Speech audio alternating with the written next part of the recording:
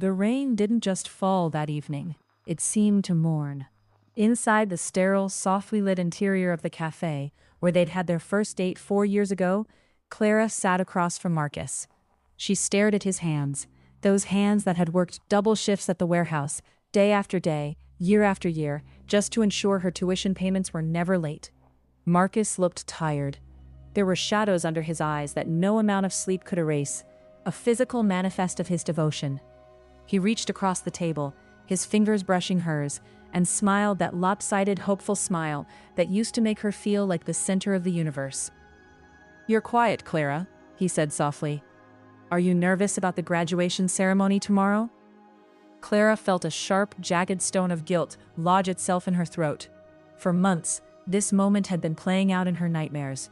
She was finally crossing the stage, a degree in law in her hand, a future as an attorney ahead of her.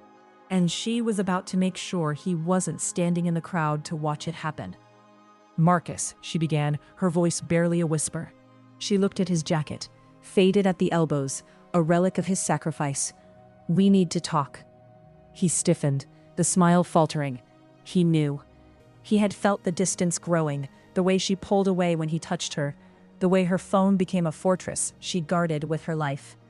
"I'm leaving, Marcus," she said, the words spilling out like blood from an unstaunchable wound. "I'm taking that job in the city, and I'm not coming back here." He went still. The ambient noise of the coffee shop, the grinding of beans, the chatter of students, seemed to vanish. "I know about the job, Clara. I'm proud of you. I'll move. I can find work anywhere." "No," she said, shaking her head. Tears were burning her eyes now. "That's not what I mean. I don't want you to come. I don't want you, Marcus. Not anymore." The silence that followed was heavy, suffocating. Marcus looked as though she had physically struck him. He looked down at his coffee, his knuckles white as he gripped the mug. "Is it because I'm not enough?" he asked, his voice cracking. "Because I don't have a degree? Because I'm a warehouse worker?" "It's not about that," she lied, the taste of ash in her mouth. How could she tell him the truth? How could she tell him that his kindness had become a shackle? That every time he paid a tuition installment, she felt the weight of an invisible invoice. She had spent years trying to live up to his expectations, trying to be the woman who deserved his martyrdom. But the more he sacrificed, the more she felt she had to hide the person she was becoming. A woman who wanted a different life, one that didn't include the man who had built her ladder. "I've outgrown this, Marcus," she said, her voice turning cold as a defense mechanism. "I've outgrown us."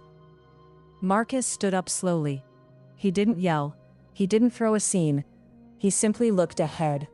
He simply looked at her with a profound, quiet sorrow that hurt far more than any anger would have. He reached into his pocket and pulled out a small, velvet box, a graduation gift he'd been saving.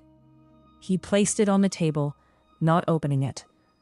"I didn't pay for your fees because I wanted to buy you, Clara," he said, his voice steady despite the tremor in his hands. "I paid for them because I believed in you. I didn't care if I stayed in the warehouse forever, as long as you got to fly." He turned to leave, then paused. "You aren't leaving me because you outgrew me. You're leaving me because you're ashamed of where you started. And that's a tragedy, because you're leaving behind the only person who truly knew who you were." He walked out into the rain. Clara watched him go, the bell above the door chiming a final, hollow note. She reached for the velvet box, her hands shaking, and opened it. Inside sat a simple, delicate necklace, a graduation charm he must have spent months saving. She looked at her degree, sitting in her bag, a document representing 4 years of hard work, paid for by the man whose heart she had just shattered.